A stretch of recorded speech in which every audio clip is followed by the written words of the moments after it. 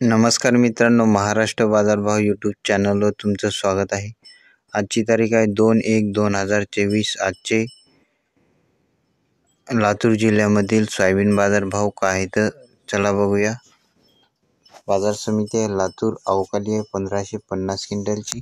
आज जास्तीत जास्त सोयाबीनला दर आहे 4900 रुपये प्रति क्विंटल आणि सर्वसाधारण दर आहे 4700 रुपये प्रति क्विंटल.